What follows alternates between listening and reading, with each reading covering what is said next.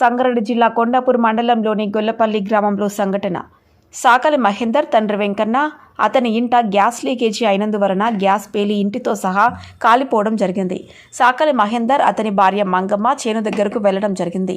ఊరిలో ఉన్నవారు ఇచ్చిన సమాచారం అందించడం ద్వారా వారు వచ్చేసరికి ఇంట్లో సామాన్లు అన్నీ తగలబడిపోయాయి.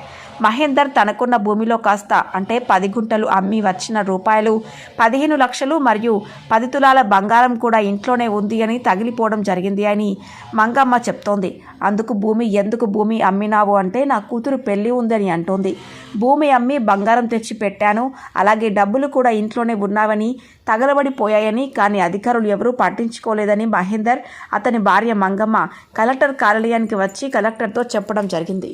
Sangareddy district reporter B Samuel, Drushyam news అని చెప్పడం జరిగింది.